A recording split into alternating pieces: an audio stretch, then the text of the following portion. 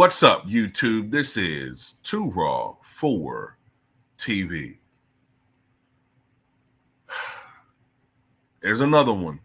It's been a lot of hate being spewed at Michael Jordan. It's funny, all these guys of the media, they complain when you say something negative about LeBron, but they feel like they have carte blanche to constantly critique, constantly belittle, and constantly what's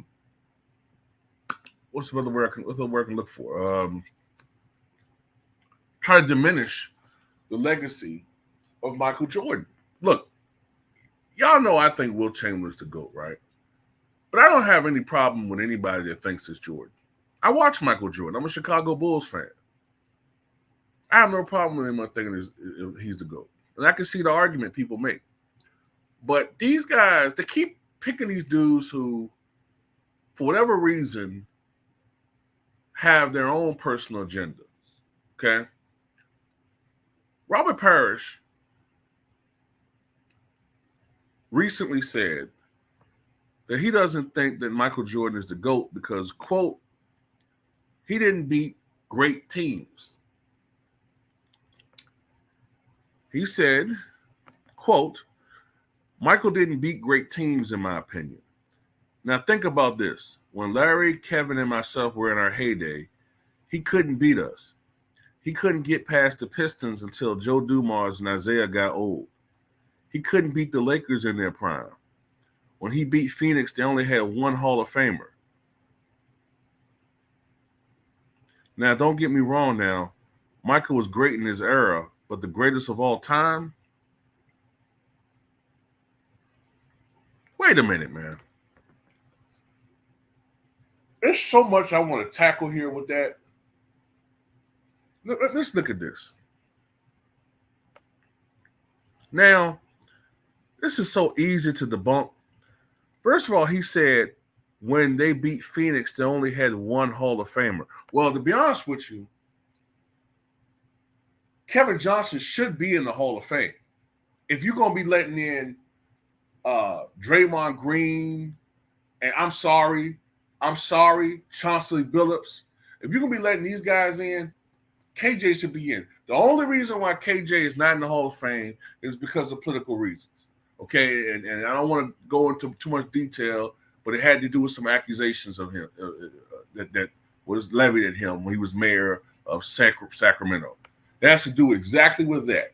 That's the only reason why KJ is not in the Hall of Fame, because you can make a great argument. I've said this time and time again. From the retirement of Magic Johnson until the rise of Jason Kidd and the development of Gary Payton in the mid-'90s, that 3 or 4 year window, you can make an argument Kevin Johnson was the best point guard in the NBA. The only other guy that rivaled him at that time, I would say, would be Tim Hardaway. Okay?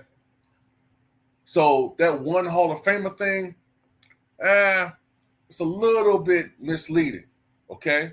A little bit misleading. Because if you look at that Phoenix Suns team, yeah, Barkley was the only technical Hall of Famer, but you had Kevin Johnson, who was a perennial all-star in his prime, Dan Marley, the best sixth man in the NBA, Tom Chambers, a former 25 to 27 point per game scorer in the NBA, Richard Dumas, who was having comparisons to Scottie Pippen. Who else on that team? Your former teammate, Danny Ainge, was on that team. Sergio Ceballos, who was a fringe all-star player, was on that team. So what you're really trying to insinuate is the Bulls were deeper than Phoenix, which is malarkey. That's BS. It's BS what you're doing.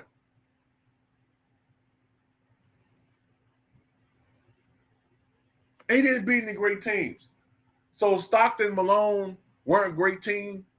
They ended the same team that took the Showtime Lakers, pushed them to 7 games in the 88 semis, played the toughest competition in the Western Conference in the 90s.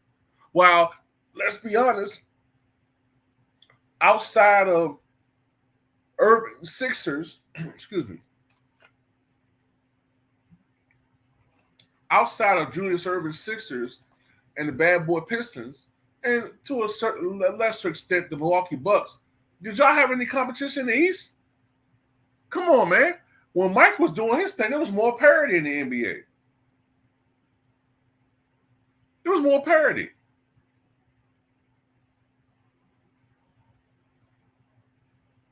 The Lakers went to the finals in the West 8 times in the 80s. Y'all went to the NBA finals half of the 80s. Mike had to deal with more parity. The talent was more spread out.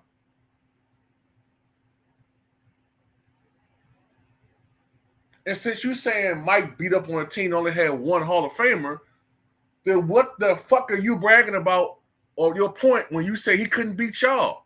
He was the one Hall of Famer on those Bulls teams in the mid-'80s going up against a team that had 3, 4, and 5 Hall of Famers. Parish,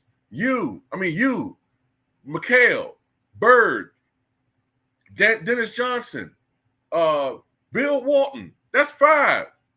What are you talking about? So you penalize him because supposedly he beat on teams that are inferior, but you expect him to beat a team that got 5 fucking Hall of Famers on it. Just say you don't like Michael Jordan, bruh. Just say it.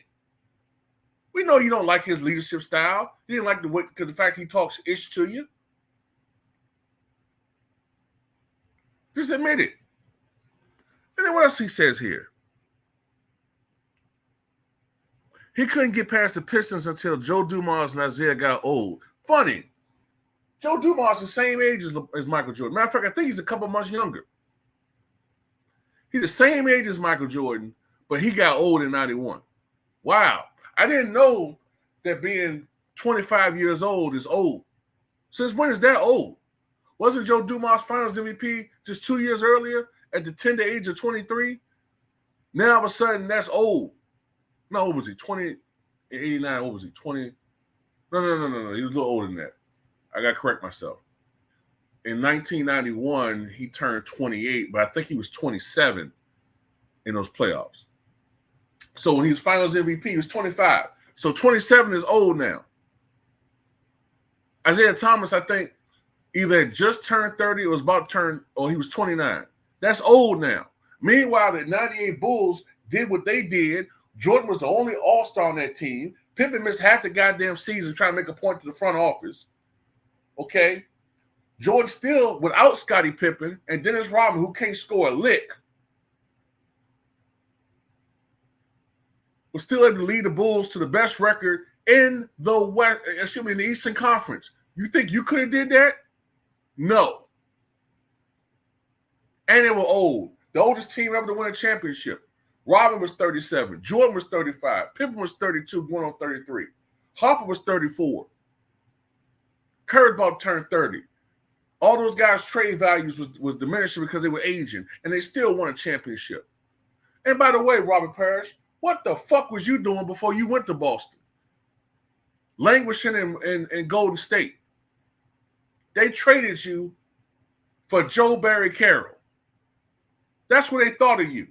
Was you winning in Golden State? No. And you had, if I'm not mistaken, you played with Rick Barry. You played with Jamal Wilkes. You played with, for a time, I believe, I'm thinking here, I think you played with Bernard King for a stretch. Could y'all win? Nope. You ain't started winning until you got with Larry Bird. I'm not saying he ain't a good player. He is. But just admit you don't like Michael Jordan. These dudes having all these ridiculous expectations for this guy.